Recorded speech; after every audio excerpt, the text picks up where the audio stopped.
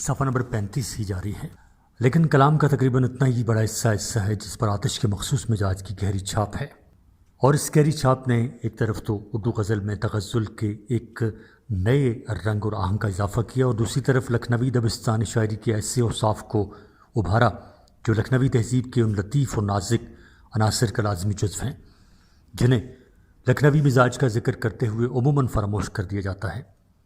اس طرح آتش کی غزل حقیقت میں لکھنؤ دبستان شاعری یا لکھنوی تہذیب کے رنگ میں ڈوبی ہوئی شاعری کی ایسی نمائندگی و ترجمانی کرتی ہے جیسے کسی اور شاعر کی غزل نہیں کرتی۔ کلیم الدین نے بھی آتش کو ناسخ پر ترجیح دی ہے۔ وہ لکھتے ہیں، ہر ذی فہم واقف ہے کہ آتش شاعر تھے اور ناسخ شاعری کے لیے تخلیق نہیں کیے گئے تھے۔ حق یہ ہے کہ بندش کی چستی، الفاظ کی حلاوت اور مضمون کی بلندی میں آتش کو ناسخ پر فوقیت حاصل ہے۔ آتش کے ہاں الفاظ نہایت شیرین اور پرتاثیر ہوتے ہیں، جبکہ ناسخ کو موٹے موٹے الفاظ لکھنے کا شوق ہے۔ آتش کے ہاں شاعری الفاظ کا گورکھ دھندا نہیں، اس میں ثقیل الفاظ اور قافیہ پیمائی کی خاطر جذبے کو زباندانی کے بھینٹ نہیں چڑھایا جاتا۔ ڈاکٹر ابوالحیث صدیقی بھی دونوں شعراء کا موازنہ کرتے ہوئے آتش کو ترجیح دیتے ہیں۔ وہ لکھتے ہیں، لکھنوی شاعری کے عام رنگ کو آتش نے آنکھ بند کر کے قبول نہیں کیا، یعنی ان کے ہاں خارجی مضامین اور متعلقات حسن کا ذکر اگر موجود بھی ہے تو اعتدال کی حد تک ہے۔ جذبات نگاری، جس کی مثالیں عام طور پر لکھنؤ شعراء کے کلام میں مفقود ہیں، آتش کا خاص رنگ ہے۔ خیال بندی اور مضمون آفرینی کو وہ ناپسند کرتے ہیں اور اس کی جگہ اس عہد کے پرتکلف رنگ کے الرغم سادگی اور سلاست کی طرف مائل ہیں۔ الرغم سادگی اور سلاست کی طرف مائل ہیں۔ صفحہ نمبر 36۔ آتش کے خیالات بہت رفیع ہیں اور ان کا کریکٹر آزادانہ اور فقیرانہ ہے، جس کی ناسخ کے یہاں کمی ہے۔ صوفیانہ مضامین بنسبت ناسخ کے آتش کے یہاں بہت زیادہ ہیں۔ مختصر یہ کہ ناسخ کے کلام میں صرف شکوہ الفاظ اور استعارات و تشبیہات ہیں، اور جو رمز اور مٹھاس آتش کی شاعری میں موجود ہے اس میں مطلق نہیں۔ زبان کی صحت اور صفائی دونوں کے یہاں ہے، مگر اس میں کوئی شک نہیں کہ بحیثیت مجموعی اور ایک حقیقی شاعر آتش ہی دبستان لکھنؤ کا نمائندہ اور سب سے بڑا شاعر ہے۔ صفحہ نمبر 36۔ فورٹ ولیم کالج، پس منظر و قیام۔ زمانی اعتبار سے شاعری کے مقابلے میں ادبی نثر بہت عرصے کے بعد ظہور میں آئے اور اس کے ارتقاء کا اولین مرکز کلکتہ بنا، جو دہلی سے خاصے فاصلے پر ہندوستان کے مشرقی حصے میں واقع ہے۔ فورٹ ولیم کالج کے قیام سے پہلے اردو نثر کے فروغ کے امکانات کچھ زیادہ روشن نہیں تھے۔ دہلی اور پھر لکھنؤ میں شاعری کو زیادہ اہمیت ملی۔ اس کی وجہ یہ تھی کہ شاعری فکر و خیال کے تخلیقی اظہار کے لیے زیادہ موزوں تھی اور اس میں قدرت بیان اور ذہنی برتری ثابت کرنے کے لیے زیادہ حربے استعمال ہو سکتے تھے۔ شاہان سلطنت شعراء کے سرپرست اور عمائدین حکومت شاعری کے قدردان تھے۔ اردو شاعری کو دکن میں اور اردو نثر کو کلکتہ میں فروغ حاصل ہوا۔ اس کے کئی اہم وجوہ ہیں۔ اولاً یہ کہ علاقے فارسی تسلط سے کسی حد تک آزاد تھے۔ دوم، دکن اور کلکتہ میں عوام اور خاص دونوں کی جذباتی وابستگی فارسی کے ساتھ نسبتاً کم تھی۔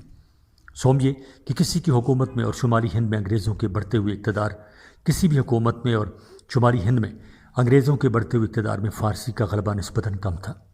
چہارم، انگریزوں نے ہندوستانی معاشرت کو سمجھنے کے لیے اردو اور ہندی کو اہمیت دی، لیکن مسلمان حکمرانوں کی سرکاری زبان فارسی کے خلاف واضح رد عمل کا اظہار کیا اور ان اثرات کو کم کرنے کی شعوری کوشش کی۔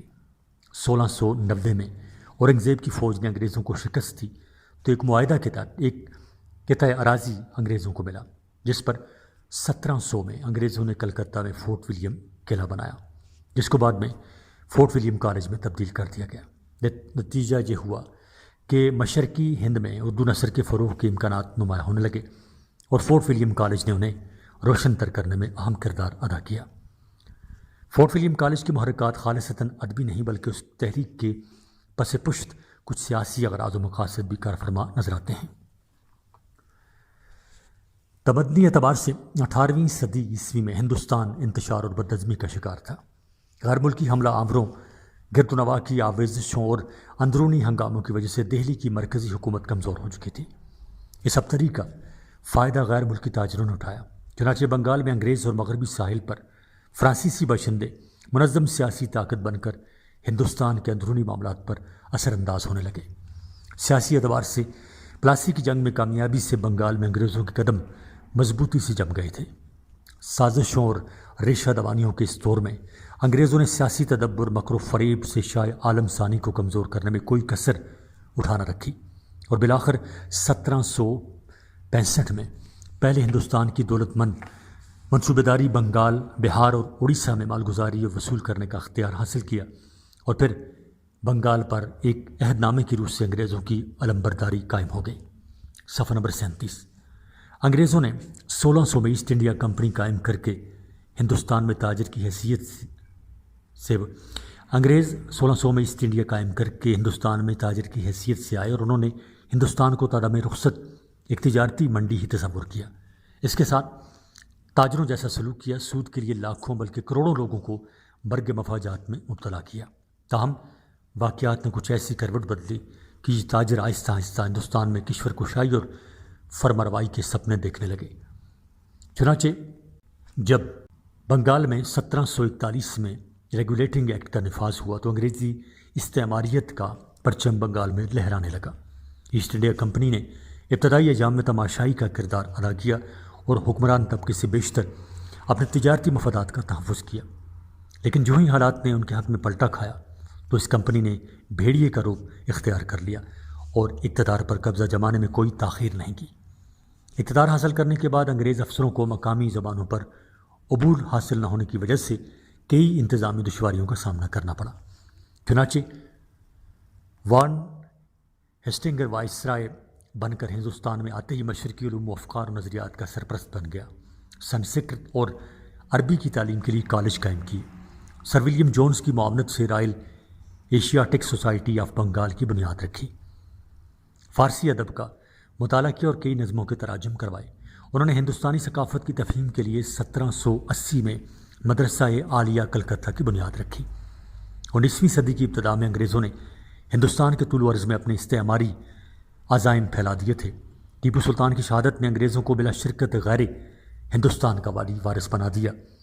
اب بچے کچھ ہندوستان کو پرامن ذرائع سے متی و باج گزار بنانے اور توازن و اعتدال کی فضا قائم کرنے کی ضرورت تھی۔ اس مقصد کے ممکن حصول کے لیے لارڈ ولزلی کو ہندوستان بھیجا گیا اور اس نے سبسڈی امیری سسٹم کے نفاذ سے تلوار اٹھائے بغیر ہندوستان کا بہت سا علاقہ باج گزار بنا لیا۔ فورٹ ولیم کا کالج کا قیام ولزلی کا ایک ایسا منصوبہ تھا جس نے اعتدال و توازن کی فضا قائم کرنے میں معاونت کی۔ اس منصوبے کی تجویز و ترتیب اس کے اپنے ذہن کی پیداوار تھی اور اپنی ذہنی تخلیق سے ولزلی کو اتنی وابستگی تھی کہ گورنر جنرل کی کونسل نے کالج کے آئین و ضوابط کا مسودہ 10 جولائی 1800 کو منظور کیا، لیکن ولزلی نے اس دستاویز کے متن میں ترمیم کر کے اس پر 4 مئی 1800 کی تاریخ ڈال دی، کیونکہ یہی تاریخ سرنگا پٹم میں سلطان ٹیپو کی شکست اور انگریزوں کی فتح کی تاریخ تھی۔ اس کالج کی اہمیت کا اندازہ اس بات سے لگایا جا سکتا ہے کہ کوئی برطانوی جہاز اس کو سلامی دیے بغیر آگے نہیں جا سکتا تھا۔ فورٹ ولیم کالج کے مقاصد: ہندوستان پر قبضہ جمانے اور بنگال میں سراج الدولہ اور میسور کی ریاست میں سلطان ٹیپو کو شکست دینے کے بعد انگریزوں نے ہندوستان جیسی سونے کی چڑیا کو اپنے ہاتھ میں رکھنے کے لیے یہاں کی مقامی زبانوں پر عبور حاصل کرنے کی کوشش شروع کی۔ انگریزوں کو اصل مشکل انتظامی اور عوامی امور کی دشواریاں تھیں۔ حاکم و محکوم اور منصف و مجرم کے مابین معاملات اور افہام و تفہیم کی صورت اسی وقت احسن صورت میں ہو سکتی ہے کہ دونوں فریق ایک دوسرے کی زبان اظہار اور اسلوب سے گفتگو اور اظہار اور اسلوب گفتگو سے واقف ہوں۔ صفحہ نمبر 38۔ یہ کام اگرچہ مترجمین بھی سر انجام دے سکتے تھے اور ابتدا میں یہی طریقہ رائج رہا، مگر چونکہ انگریز طویل مدت تک ہندوستان کو اپنے سامراجی پنجوں میں جکڑے رکھنا چاہتے تھے اور پھر وقتی طور پر ہی صحیح مؤثر انداز میں حکمرانی کے لیے ان صاحبان انگلیشیا کے لیے ضروری خیال کیا گیا کہ انہیں مقامی رسوم و رواج، زبان و ادب، طرز بود و باش، تہذیب و تمدن، تاریخی، مذہبی اور ثقافتی روایات و اسالیب سے روشناس کرایا جائے تاکہ انہیں امور حکمرانی اور اسالیب جہاں داری میں کسی ادنا سی دقت کا بھی سامنا نہ کرنا پڑے۔ چنانچہ اس مقصد کے حصول کے لیے فورٹ ولیم کالج قائم کیا گیا۔ اس زمانہ میں فارسی زبان برصغیر کی ثقافتی زبان تھی۔ ہندوستان میں اسے سرکاری، درباری، ادبی، علمی، تہذیبی اور ثقافتی زبان ہونے کا شرف حاصل تھا، لیکن اردو زبان مقامی لوگوں کی زبان بن رہی تھی اور زمانے تک ہندوستان کے طول و عرض میں بولی، لکھی اور سمجھی جاتی تھی۔ لارڈ ویلزلی اس راز سے بخوبی آگاہ تھے کہ یہی زبان آگے تمام ہندوستان کی زبان بنے گی۔ وہ یہ بھی جانتے تھے کہ ایک ہی زبان بولنے والی ثقافتی اعتبار سے ایک دوسرے کے قریب تر اور باہم مربوط ہوتے ہیں، اس لیے انہوں نے اردو کی طرف توجہ دی۔ ایک اور پہلو بھی بہت اہم ہے کہ فارسی زبان کی مسلم حقیقت کے باوجود انگریز ہندوستان کو مختلف لسانی حلقوں میں بانٹنا چاہتے تھے۔ انہیں علم تھا کہ ہندوستان کے رہنے والے مذہبی عقائد کی وجہ سے آپس میں ایک دوسرے سے مختلف اور متشدد ہیں۔ اس قسم کی صورتحال میں انگریزوں کو اپنا فائدہ نظر آیا۔ انگریزوں کا شروع دن سے یہ فلسفہ تھا کہ پھوٹ ڈالو اور حکومت کرو، یعنی ڈیوائڈ اینڈ رول۔ چنانچہ اس طرح کی صورتحال میں انہیں اپنا مطلب دکھائی دے رہا تھا۔ انگریز کی نظر اس بات پر بھی تھی کہ لسانی اختلافات کی وجہ سے علاقائی ادب کو فروغ حاصل ہوگا اور یوں ہندوستان میں ایک نئی تقسیم پیدا ہو جائے گی، جس کو ایک مضبوط اور توانا تعصب کی شکل میں مزید ہوا دی جا سکے گی۔ بہرحال حقیقت یہی ہے کہ انگریز کے ذہن میں جو کچھ بھی ہو اس شر سے خیر کا ایک پہلو نکلتا ہے۔ فورٹ ولیم کالج کا قیام انگریزوں کے ذاتی مسالے کے تحت تھا، مگر اردو زبان و ادب کی ترویج میں اس کالج کی خدمات ناقابل فراموش ہیں۔ Doctor Gilchrist Fort William College کی ادبی جہت کا نمائندہ اور اس تحریک کے سرخیلوں میں سے ہے۔ وہ 19ویں صدی کے شروع میں فورٹ ولیم کالج کے منتظم اعلیٰ تھے۔ انہی کی انتھک کوششوں سے ملک کی دیسی زبان ریختہ یعنی اردو مکمل ہو کر سرکاری زبان بننے کے لائق ہوئی اور اس میں اتنی صلاحیت پیدا ہوئی کہ تھوڑے ہی عرصے میں فارسی کی جگہ وہ سرکاری اور درباری زبان قرار پائی۔ ڈاکٹر گلکرسٹ اسکاٹ لینڈ کے باشندے تھے۔ 1782 میں ایسٹ انڈیا کمپنی میں بطور ڈاکٹر ملازم ہوئے۔ ابتدائی ہی سے ان کے دل میں یہ خیال موجود تھا کہ انگریز افسروں کو فارسی دانی کی اس قدر ضرورت نہیں جس قدر کہ ملک کی دیگر زبانوں علی الخصوص زبان ہندوستانی یعنی اردو کی ہے، جو اس وقت ہر طبقہ اشخاص سے میل جول رکھنے کے لیے سب سے زیادہ مشہور زبان سمجھی جاتی تھی۔ گلکرسٹ نے خود اس معاملے میں پہل کی۔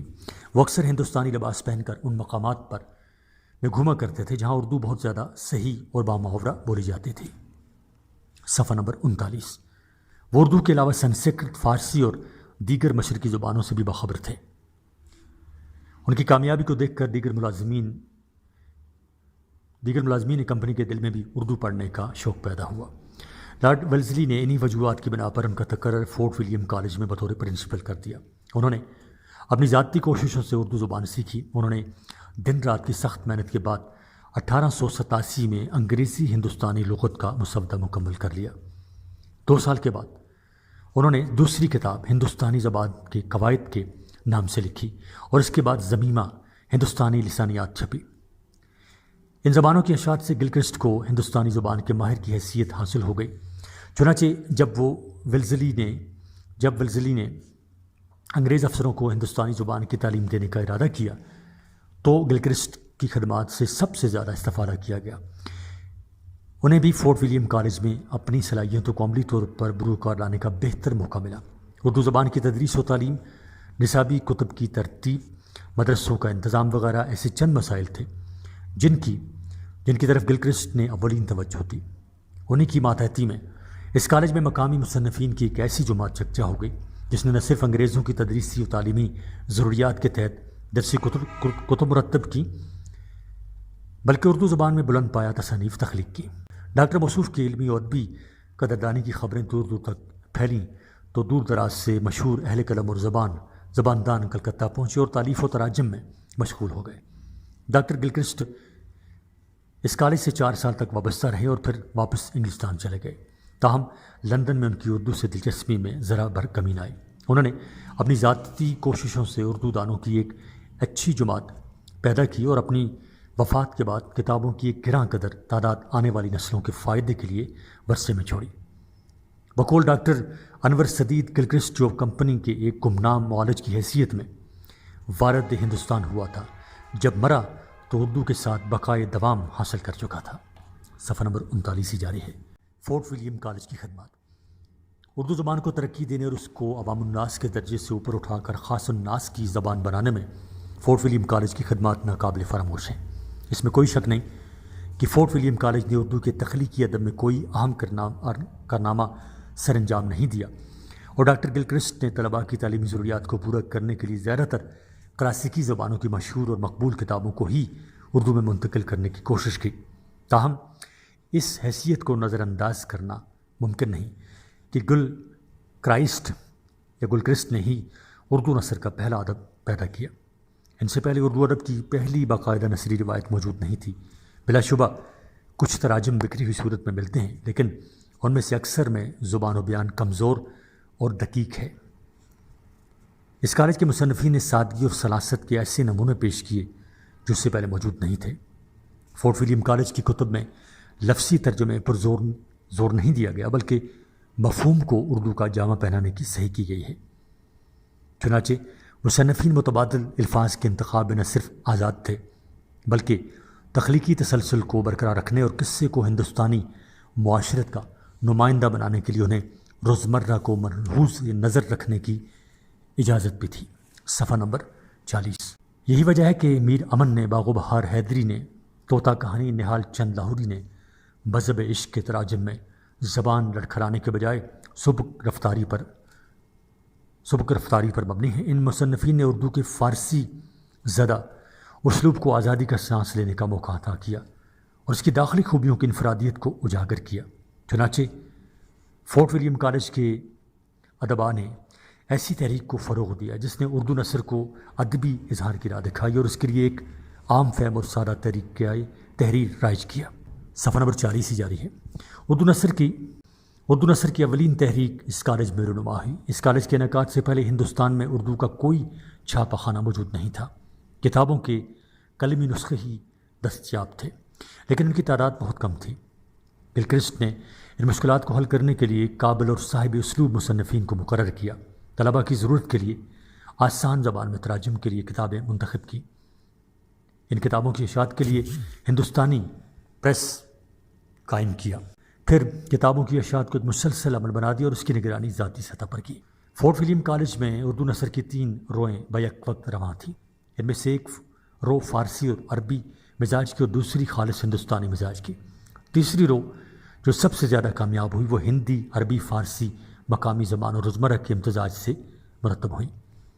فورٹ ولیم کالج کی تحریک نے اسی رو کو متحرک رکھنے کی کوشش کی اور اسی کی بدولت فورٹ ولیم کالج کو تحریک کا درجہ حاصل ہوا۔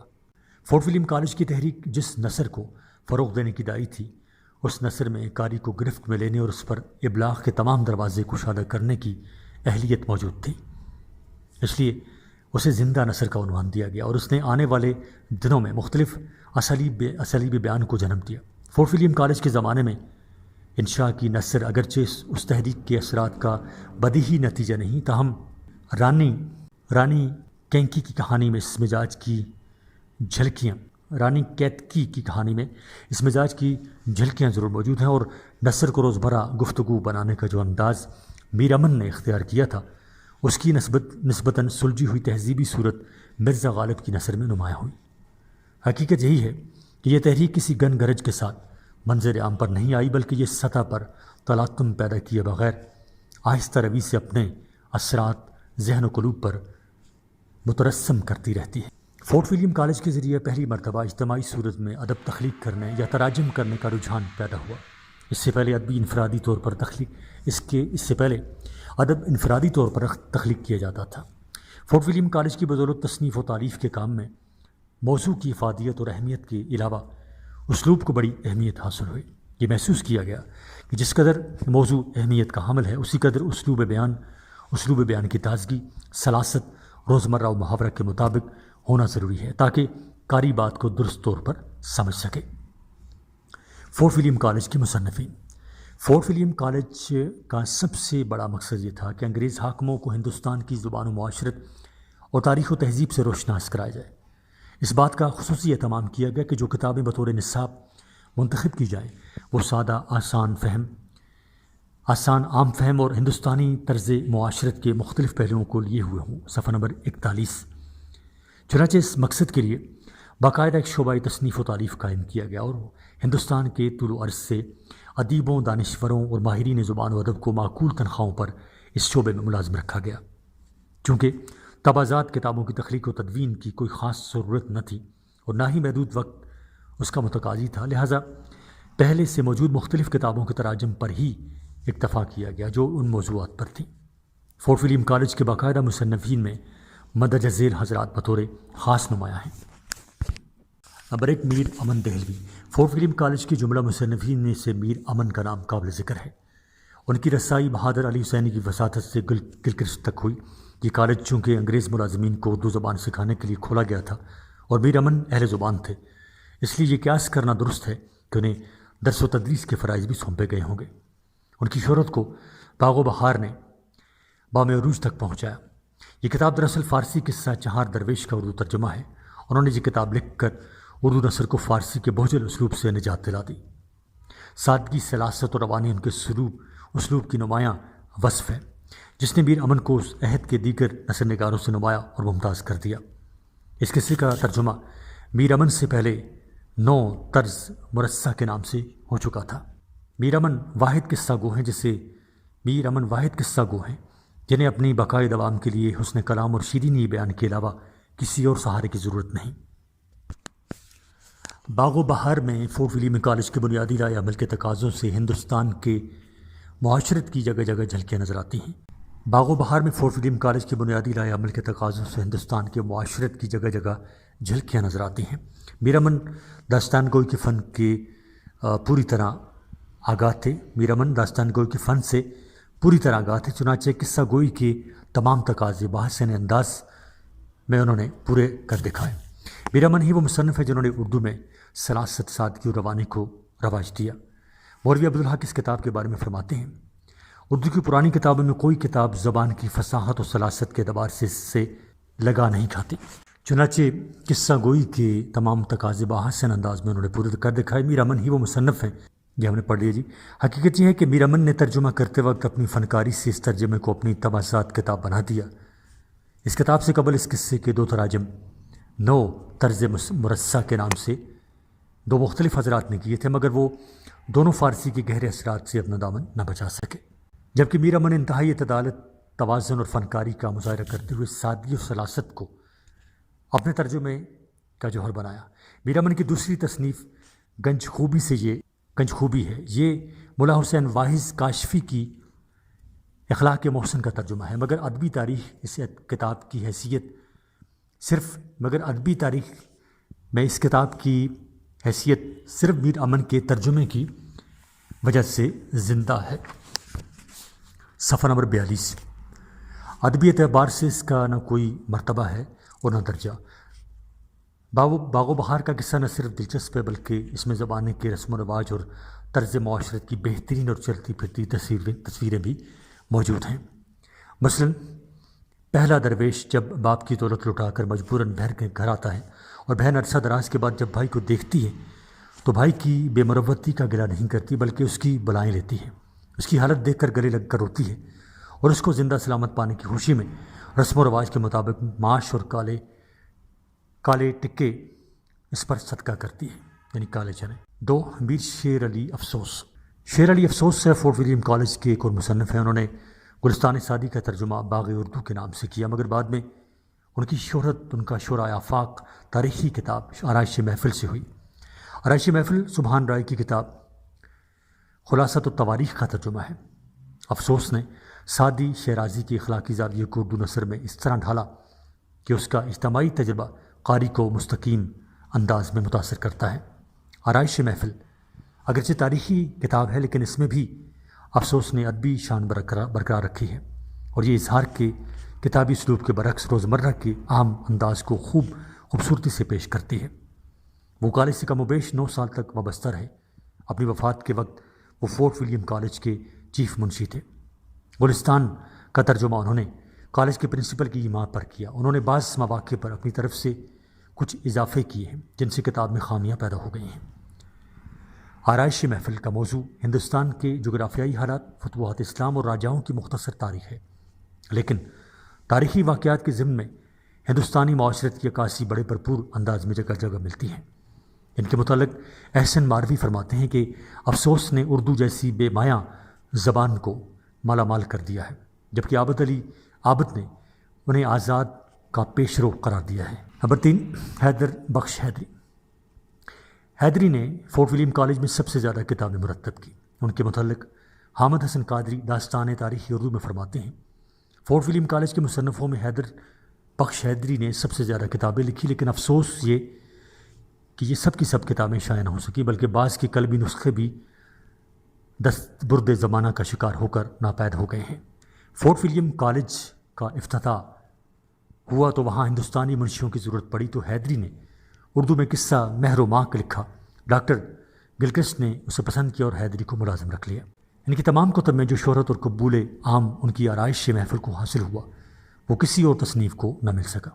حیدری اور افسوس دونوں کی کتابوں کا نام آرائش محفل ہے، مگر دونوں کو کسی بھی اعتبار سے ایک دوسرے کے ساتھ کوئی تعلق نہیں۔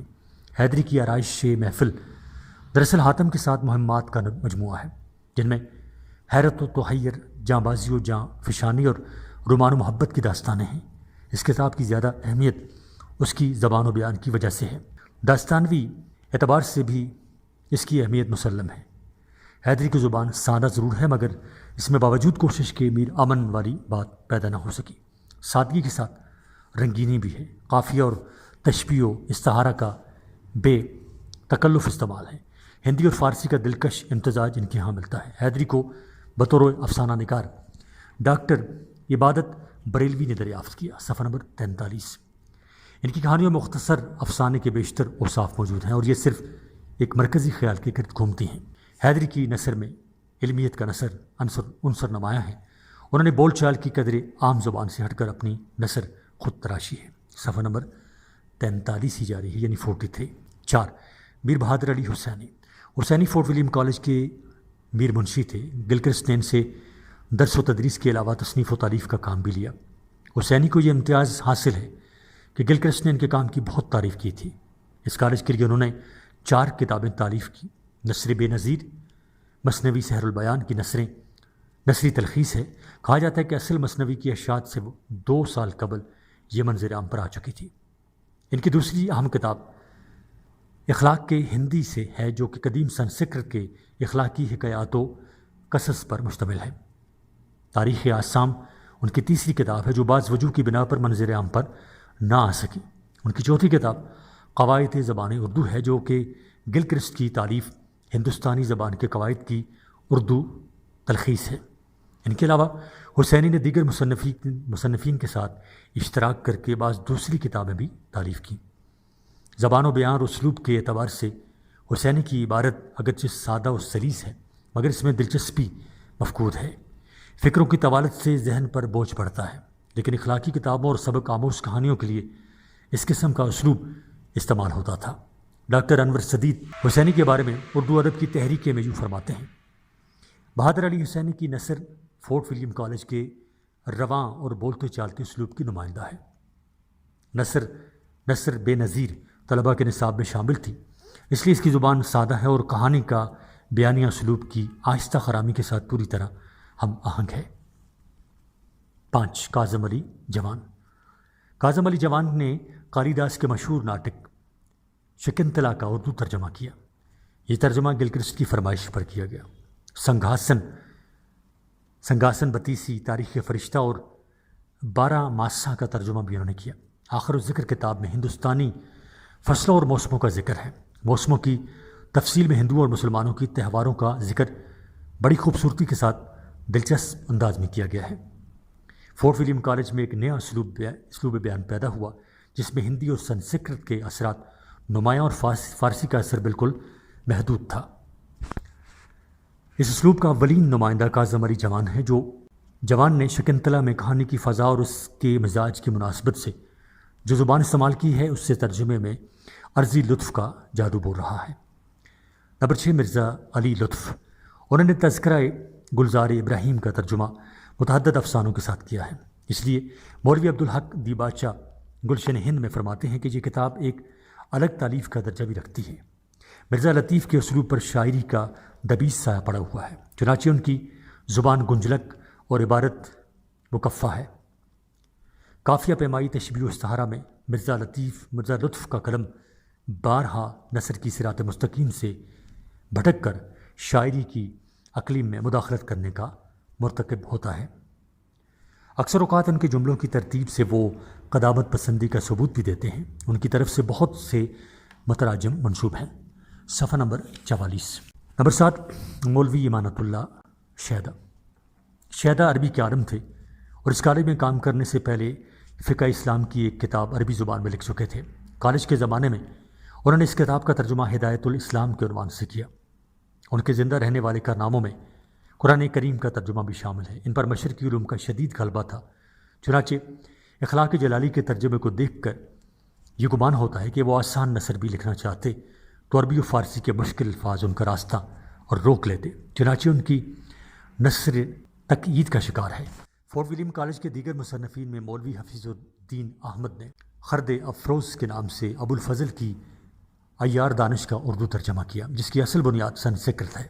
اس سے قبل بھی کسی نے انوار سہیلی کا ترجمہ کیا تھا، مگر یہ ناقص تھا۔ مولوی اکرام علی نے اخوان الصفا کا اردو ترجمہ کیا۔ للو لال گجراتی نے مختلف مصنفین کے ساتھ مل کر اردو تراجم کے سلسلے میں ان کی مدد کی۔ شکنتلا مادھونل سنگھاستن بتیسی میں ان کے مترجمین کے اور بینی نارائن جہاں فورٹ ولیم کالج کے مترجمین اور مصنفین میں شامل ہیں۔ شکنتلا مادھونل سنگھاسن بتیسی میں ان کے مترجمین کے ساتھ بہت کام کیا۔ ان کے علاوہ لطائف ہندی کے نام سے ان کی علیحدہ تصنیف موجود ہے۔ نہال چند لاہوری اور بینی نارائن جہاں فورٹ ولیم کالج کے مترجمین اور مصنفین میں شامل ہیں۔ ان کے علاوہ مظہری ولاکی مادھونل اور قام کنڈلا سنسکرت زدہ اردو کا آئینہ دار ہے۔ ولا چونکہ دہلی کے رہنے والے خوش فکر شاعر اور منفرد اور نثر نگار تھے، اس لیے ان کے جادو نگار قلم نے برج اور اردو کے امتزاج سے تخلیقی نثر کا ایک نیا اسلوب وضع کیا اور دل مو لینے والی کیفیت پیدا کی۔ ڈاکٹر عبارت بریلوی مہدونل اور قام کنڈلا کے دیباچے میں لکھتے ہیں۔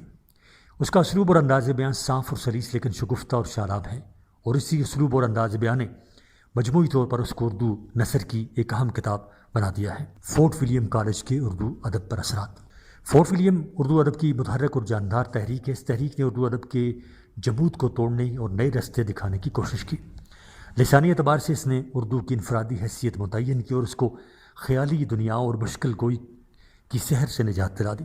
صنفی اعتبار سے یہ تحریک نثر کی تحریک تھی اور اس صنف اظہار میں اس کے زیر اثر بیک وقت تین اسالیب بیان میں کتابیں تالیف کروائی گئیں۔ ان میں سے فارسی آلود اسلوب آج کل متروک ہے اور باقی دو کے امتزاج سے سلیس نثر نگاری کو فروغ حاصل ہوا۔ اس تحریک کی ایک اور خصوصی عطیہ ہے اس تحریک کی ایک اور خصوصی عطا یہ ہے کہ اس نے اردو کے داستانوی ادب کو فروغ دیا اور اردو صرف و نحو، قواعد و ضوابط اور لغت کی مستند کتابیں فراہم کی۔ اس کالج کے اشاعتی منصوبے میں موضوعات کا بھی تنوع موجود ہے، چنانچہ شاعری اور تاریخ مذہبیات اور اخلاقیات اور قصہ کہانی کے موضوعات پر قابل قدر کتابیں تالیف ہو کر شائع کی گئیں۔ فورٹ ولیم کالج کے دور میں اردو ٹائپ کو فروغ اور چھاپہ خانے کے وجود میں آنے سے اشاعت کتب کی رفتار تیز ہو گئی۔ اس زمانے میں سارے ہندوستان میں اتنی کتابیں نہیں چھاپی گئیں جتنی زیادہ تعداد میں اس کالج سے شائع ہوئیں۔ فکری سطح پر اس تحریک کی عطا اگرچہ بالواسطہ ہے لیکن اس کی اہمیت سے انکار ممکن نہیں۔ صفحہ نمبر 45۔ چنانچہ نثر کے فروغ کے منطقی استدلال کی طرف پہلا قدم بڑھایا۔ اس نثر نے نہ صرف عام زندگی کے ارتقاء کی رفتار تیز کر دی بلکہ جب روزمرہ کی زبان نے ادب کی سطح پر پہنچ گئی تو اس نے مستقبل کو بھی متاثر کیا۔ 19ویں صدی میں برصغیر کی سیاسی بیداری اور صحافت فورٹ ولیم کی نثر ہی کا نتیجہ نظر آتا ہے، اور اس نے بعد میں انگریز دشمنی اور ہندو مسلم تصادم کو ابھارنے میں بھی معاونت کی۔ اس کالج کی نثر کی سادگی نے بہجل زبان کے علاوہ تہذیب کی دیگر بہجل اقدار سے رہائی پا کر خیال کی آزادی کو ابھارا اور اردو نثر کو ارتقاء و ترقی کا راستہ دکھایا۔ یہ تجربہ اردو نثر کی ارتقاء کا پہلا قدم تھا اور جدیدیت کے اس رجحان کے خلاف قدامت پسند ادبا نے رد عمل کا اظہار بھی کیا۔ اس کا ایک ثبوت فسانہ عجائب کے دیباچے میں ملتا ہے، جس میں رجب علی بیگ سرور نے واضح طور پر میر امن دہلوی اور باغ و بہار پہ چوٹیں کی ہیں۔ فورٹ ولیم کالج کا منفی پہلو یہ ہے کہ اس نے مقامی باشندوں میں لسانی اختلافات کو ہوا دی اور ہندی، اردو اور بنگالی کو باہم متصادم ہونے کا موقع دیا۔ اس عہد میں عربی اور سنسکرت کا الگ الگ قیام بھی لسانی انتشار میں مزید اضافے کا باعث بن گیا۔ چنانچہ جب 1868 میں اردو کو سرکاری زبان کا درجہ دیا گیا تو بنارس میں اس کا شدید رد عمل ہوا اور ہندوؤں نے اردو کو نیست و نابود کر کے دیوناگری رسم الخط میں ہندی کو فروغ دینے کے منصوبے بنائے۔ اس کے نتیجے میں ہندوستان میں بولی جانے والی زبانوں کے تصادم سے انگریزی زبان کی بالادستی قائم ہونا شروع ہو گئی اور مشرق کی 3 کلاسیکی زبانیں عربی، فارسی اور سنسکرت آہستہ آہستہ مستند اقتدار سے محروم ہو گئی۔ فورٹ ولیم کالج کے متعلق ڈاکٹر انور سدید اردو ادب کی تحریک میں فرماتے ہیں، اس تحریک نے ہندوستان کی تہذیب کو دریافت کرنے اور انگریزوں کو اس تہذیب کے بنیادی مزاج تک رسائی حاصل کرنے میں مدد دی۔ اس لحاظ سے اس تحریک میں کلاسیکیت کا عنصر نمایاں نظر آتا ہے اور رومانوی لپک خاصی کمزور ہے۔ بلا شبہ فورٹ ولیم کالج کا قیام سیاسی مقاصد کے لیے عمل میں لایا گیا تھا، لیکن جب یہ کالج ایک تحریک کی صورت اختیار کر گیا تو اس کے بیشتر ثمرات اردو ادب نے سمیٹے۔ جیسے کہ عرض کیا جا چکا ہے کہ فورٹ ولیم کالج کا قیام سیاسی مقاصد کے حصول کا واحد وسیلہ بھی تھا۔ اس کالج کے خلاف انگلستان میں جو رد عمل ہوا اس میں سیاست کا عمل دخل زیادہ نظر آتا ہے۔ چنانچہ پارلیمنٹ کا خیال تھا کہ فورٹ ولیم کالج دیوانی ملازمت کی واقفیت کو بڑھانے کی بنسبت قرض کو زیادہ بڑھاتا ہے، اور ولیم بینسٹنگ اور چارلز میٹکاف نے کالج کی کارکردگی پر جو رائے پیش کی اس میں ہر ملازم پر خرچ آنے والی رقم کو بالخصوص نشانہ تنقید بنایا گیا اور ان کا موازنہ ہیل بری کالج کے اخراجات سے بھی کیا گیا، جو انگلستان میں متذکرہ سیاسی مقاصد کے حصول کے لیے ہی قائم کیا گیا تھا۔ دوسری طرف بورڈ آف ڈائریکٹر کا خیال تھا کہ فورٹ ولیم کالج کے مقاصد پوری طرح حاصل نہیں ہو رہے ہیں اور پڑھنے والوں کی بنسبت پڑھانے والوں کی تعداد زیادہ ہو گئی ہے۔ طلباء تعلیم میں دلچسپی نہیں لیتے اور کالج کا ہاسٹل طلباء کی آرام گاہ بن گیا ہے۔ اس کا نتیجہ ولزلی اور بورڈ آف ڈائریکٹرز کے تصادم کی صورت میں سامنے آیا۔ ولزلی کا یہ انتباہ کہ کالج کو قائم رہنا ہوگا ورنہ سلطنت ختم ہو جائے گی، یہ بے حد معنی خیز ہے اور اس کی وجہ سے کالج کو تا حکم ثانی جاری رہنے کی اجازت تو مل گئی، لیکن یہ منفی تاثر زائل ہونے کی بجائے ہمیشہ پرورش پاتا رہا اور بالآخر 1854 میں اس کالج کو بند کر دیا گیا۔ صفحہ نمبر 46۔ انجمن پنجاب، پس منظر و مقاصد۔ اردو ادب کی تاریخ میں جدید شاعری کا چراغ اس وقت روشن ہوا جب قدیم دہلی کالج کا شیرازہ بکھر گیا اور بعد میں اسے لاہور منتقل کرنے کے بعد گورنمنٹ کی تحویل میں دے دیا گیا، یعنی بقول غالب میری تعمیر میں مضمر ہے ایک صورت خرابی کی۔ چنانچہ دہلی کالج کا ختم ہونا اردو اور خاص طور پر جدید شاعری کی تعبیر میں اہم سنگ میل ثابت ہوا۔ چنانچہ علم و ادب کی وہ شمع جس نے ولی دکنی کے زمانے میں شمالی ہند کی طرف مراجعت کی تھی، اب لاہور کی طرف روانہ ہو چکی تھی۔ شمع برداروں کے اس قافلے میں مولوی کریم الدین احمد پنڈت منپھول، مولوی سید احمد دہلوی، الطاف حسین حالی، پیارے لال آشوب، درگاہ پرشاد و نادر اور محمد حسین آزاد جیسے ادبا شامل تھے۔ ان حضرات نے علم و ادب کی اس شمع کو اپنے خون جگر سے روشن کیا۔ باد سموم کے تیز جھونکے اس کا کچھ نہ بگاڑ سکے اور اس کی روشنی میں آئے دن اضافہ اور اس کی تپش روز بروز بڑھتی رہی۔ چنانچہ اس کی روشنی میں جو ادبی انجمن قائم ہوئی وہ تاریخی ادب اردو میں انجمن پنجاب کے نام سے مشہور ہے۔ مقاصد و طریقہ کار۔ انجمن پنجاب کی تنظیم کا سہرا ڈاکٹر لائٹس کے سر ہے۔ جب لاہور میں گورنمنٹ کالج کا قیام عمل میں لایا گیا تو وہ اس کالج کے پہلے پرنسپل مقرر ہوئے۔ چنانچہ انہوں نے اس خطے کی تعلیمی اور معاشرتی اصلاح کا بیڑا اٹھایا اور انجمن شاعت مطالب مفیدہ پنجاب کی داغ بیل ڈالی اور ادبی اور سماجی اصلاح کے لیے اس انجمن کے مندرجہ ذیل اغراض و مقاصد کا تعین کیا گیا۔ نمبر 1، قدیم مشرقی علوم کا احیاء۔ 2، صنعت و تجارت کا فروغ۔ 3، باشندگان ملک میں دیسی زبان کے ذریعے علوم مفیدہ کی اشاعت۔ 4، علمی و ادبی معاشرتی اور سیاسی مسائل پر بحث و نظر۔ 5 صوبے کے بارسوخ اہل علم طبقات اور افسران نے حکومت میں رابطہ۔ 6 پنجاب اور ہندوستان کے دوسرے خطوں کے ساتھ روابط اور تعلقات کی استواری۔ مذکورہ مقاصد کی تکمیل کے لیے مدارس، کتب خانے اور دارالمطالعے قائم کرنے کا منصوبہ بنایا گیا۔ انجمن پنجاب کی آواز دوسرے صوبوں تک پہنچانے کے لیے رسائل جاری کرنے کا پروگرام وضع ہوا اور سماجی، تہذیبی، اخلاقی، علمی اور ادبی موضوعات پر تبادلہ خیالات کے لیے جلسوں کا بندوبست کیا گیا۔ اغراض و مقاصد کی روح سے انجمن پنجاب کا دائرہ بے حد وسیع نظر آتا ہے۔ تاہم جنگ آزادی کے بعد عوام انگریزوں سے ڈرے ہوئے تھے اور حکومت کے ہر اقدام کو شک و شبہ اور بدگمانی کی نظر سے دیکھتے تھے۔ انجمن پنجاب میں جو جنوری 1865 میں قائم ہوئی، اس کا ایک بڑا مقصد لوگوں کے دلوں سے انگریزوں کے خلاف موجود نفرت کو دور کرنا بھی تھا۔ اس انجمن کے پہلے جلسے میں جو لوگ شریک ہوئے وہ زیادہ تر سرکاری ملازم، رؤسا اور جاگیردار تھے، لیکن جلد ہی اس کی رکنیت عام لوگوں کے لیے بھی آسان بنا دی گئی۔ صفحہ نمبر 47۔ اور وہ کام جو غیر سرکاری تحریک سے نہیں کہ عمل دخل میں نہیں آ سکتا تھا، اب حکام کی دلچسپی اور سرپرستی سے کامیابی کی منزل طے کرنے لگا۔ انجمن پنجاب کا اہم کام یہ تھا کہ اس نے مختلف مضامین پر ہفتہ وار مباحث کا سلسلہ شروع کیا اور یہ اتنا کامیاب ثابت ہوا کہ اس کی بازگشت سرکاری ایوانوں میں بھی سنی جانے لگی۔ اس کی ایک روشن مثال اورینٹل یونیورسٹی کی تجویز تھی جو انجمن پنجاب نے پیش کی اور عوامی مطالبے کی طاقت سے اس کا قیام یقینی بنا دیا۔ انجمن کی یہ کامیابی اتنی نمایاں تھی کہ اس نے صوبہ پنجاب کی علمی اور ادبی ماحول پر مستقل مثبت اثرات مرتب کیے۔ انجمن پنجاب کے جلسوں میں پڑھے گئے مضامین پر بحث و نظر کی عام اجازت تھی۔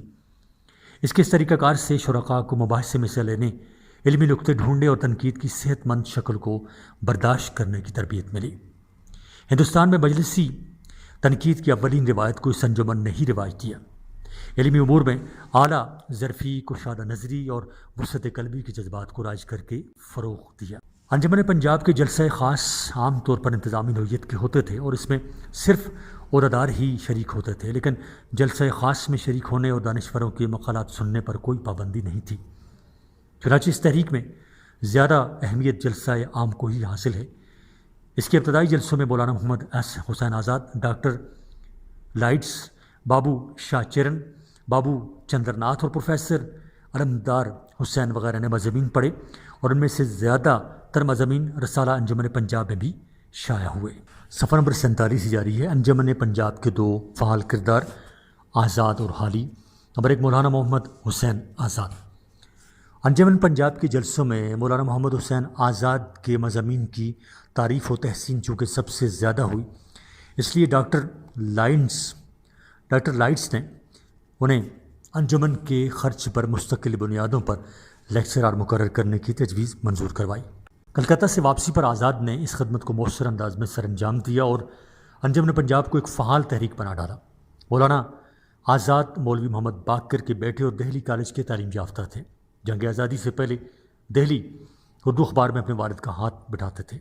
جنگ کے اختتام پر مولوی محمد باقر کو انگریزوں نے بغاوت کے الزام میں گولی مار دی۔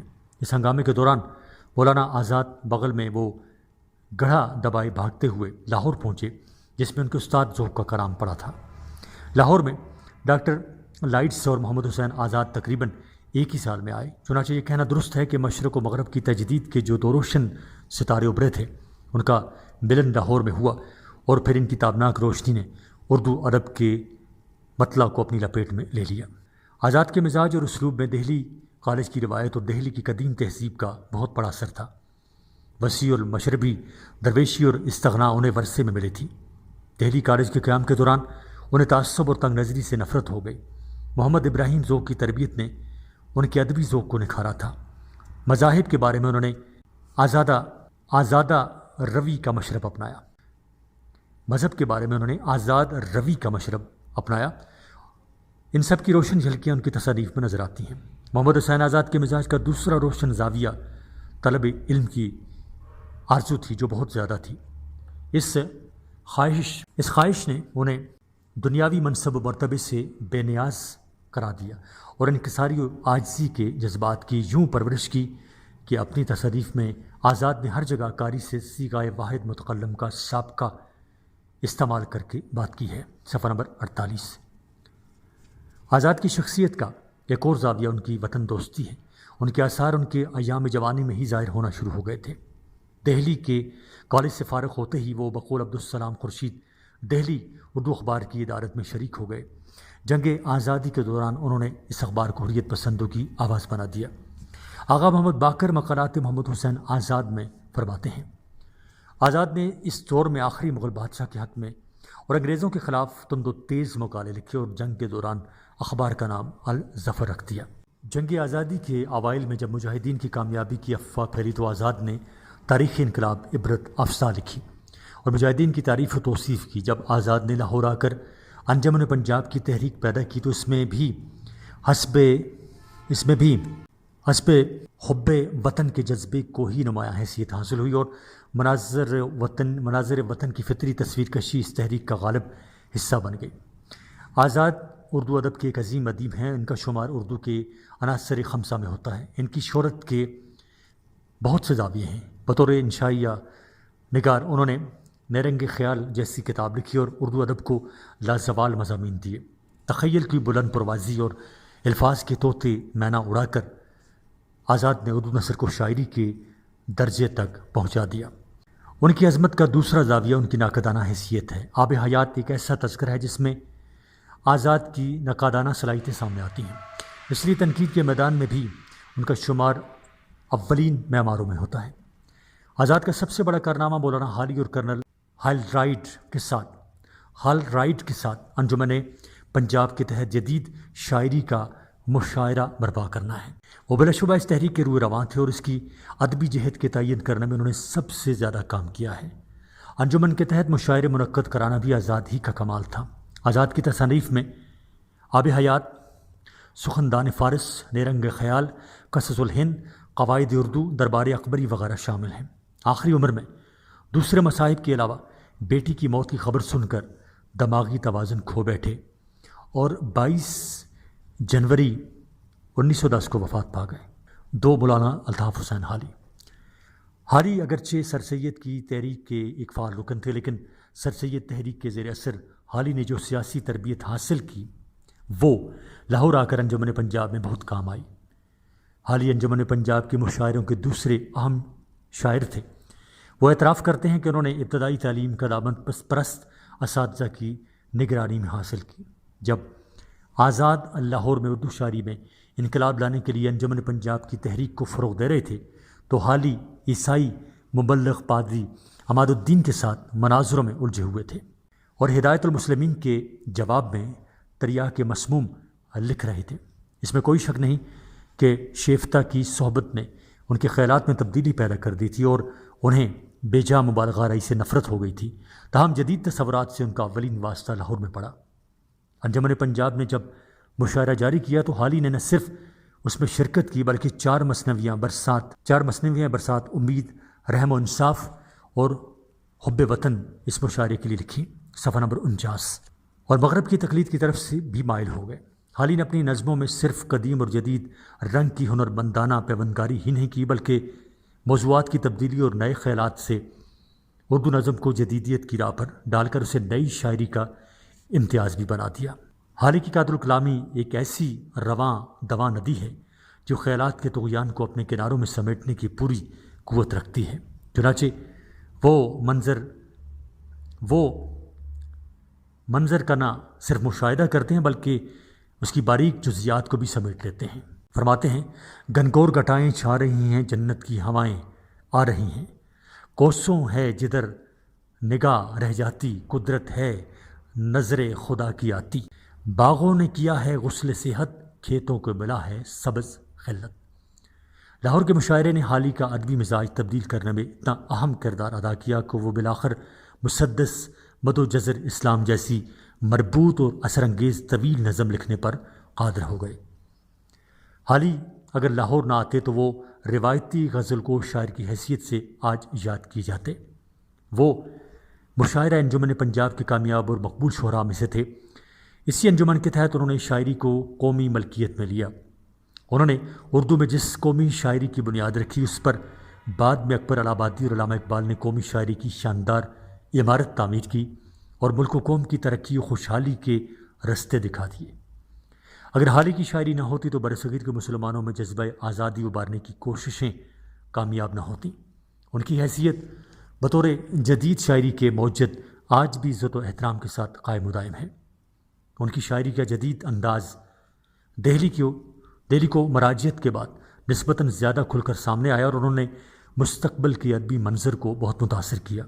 انہوں نے نہ صرف مسدس لکھ کر قوم کا ذہنی کیتھارسس کیا بلکہ عورت کو پہلی مرتبہ ماں، بہن، بیٹی اور بیوی کے روپ میں اردو شاعری میں متعارف کرا کے اس کی اہمیت مسلم کرا دی۔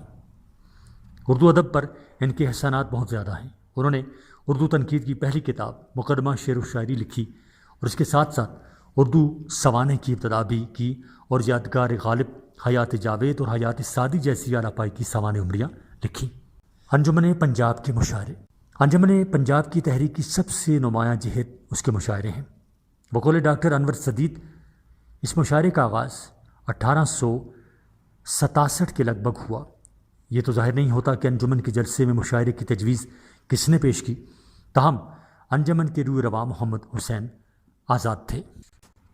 انجمن پنجاب کے مشاعرے۔ انجمن پنجاب کی تحریک کی سب سے نمایاں جہت اس کے مشاعرے ہیں۔ بقول ڈاکٹر انور سدید اس مشاعرے کے آغاز سے ہم نے پڑھ لیا جی۔ اس کے بارے میں آزاد کے ایک شاگرد غلام حیدر نثار نے لکھا ہے، 8 مئی 1874 کو نظم اردو کے عالم میں ایک انقلاب برپا ہوا کہ زبان کی تاریخ میں ایک عمدہ یادگار سمجھا جائے گا۔ صاحب ڈائریکٹر بہادر نے سال مذکور میں میرے استاد پروفیسر آزاد کو ایما فرمایا۔ انہوں نے اس مطلب پر مناسب وقت میں ایک لیکچر لکھا اور شام کی آمد اور رات کی کیفیت ایک مثنوی میں دکھائی۔ صفحہ نمبر 50۔ حضور ممدوح کی تجویز سے ایک تاریخ مقرر ہوئی، جلسہ ہوا، اہل علم اہل ذوق جمع ہوئے، نثر و نظم مذکورہ پڑھی گئی اور سب نے صلاح کر کے ایک مشاعرہ قائم کیا کہ شعراء ہر قسم کے مضامین پر طبع آزمائی کیا کریں۔ صفحہ نمبر 50۔ 11 مہینے یہ مشاعرہ قائم رہا۔ اس وقت نظم مذکور کی شروع پر کچھ لوگوں نے مخالفت کی، مگر 14 برس کے عرصے میں اتنا اثر ہوا کہ اب ہندوستان کے مشہور شہروں میں دیسی نظموں کی آوازیں آتی ہیں۔ یہ بھی کہا جاتا ہے کہ ان مشاعروں کی بنیاد کرنل ہالرائڈ ناظم تعلیمات پنجاب کی تحریک سے ہوئی۔ ان مشاعروں کا ایک سیاسی پس منظر بھی تھا۔ 7 اگست 1781 کو وائسرائے ہند نے ملک کے مختلف صوبہ جات کو ایک آرڈیننس بھیجا جس میں کہا گیا تھا کہ سرکاری اسکولوں میں مسلمانوں کی قدیم زبانوں اور دیسی زبانوں کی تعلیم دی جائے، مسلمان اساتذہ مقرر کیے جائیں اور عربی اور فارسی کی تعلیم میں اضافہ کیا جائے۔ چنانچہ اس حکم کی تعمیل میں پنجاب کے گورنر نے جب سرکاری اسکولوں میں پڑھائی جانے والی اردو کتابوں کا جائزہ لیا تو ان میں نظمیں نہیں تھیں۔ چنانچہ اس کمی کو دور کرنے کے لیے گورنر نے دیسی نظموں کی اشاعت کی خواہش ظاہر کی۔ گورنر کی اس خواہش کے مطابق پنجاب کے ناظم تعلیمات کرنل ہالرائڈ نے اردو نظم کے سلسلے میں مشاعروں کی تحریک شروع کرنے کا ارادہ کیا۔ اس سن میں انہوں نے آزاد کی خدمات سے استفادہ کیا۔ پہلے مشاعرہ کے لیے کرنل ہالرائڈ کی تجویز کے مطابق نظم کا موضوع برسات رکھا گیا تھا۔ اس مشاعرے میں مولانا حالی نے پہلی بار ہالرائڈ کی تجویز کے مطابق شرکت کی اور اپنی مشہور نظم برکھا رت سنائی۔ اس مشاعرے کے بعد انجمن پنجاب کی مشاعروں کا سلسلہ چل نکلا۔ یہ سارے مشاعرے موضوعاتی تھے، یعنی ہر مشاعرے سے پہلے شاعروں کو طے شدہ عنوانات پر نظمیں پیش کرنا تھیں۔ دوسرا مشاعرہ 30 مئی 1874 میں منعقد ہوا اور آخری مشاعرہ 13 مارچ 1875 کو ہوا۔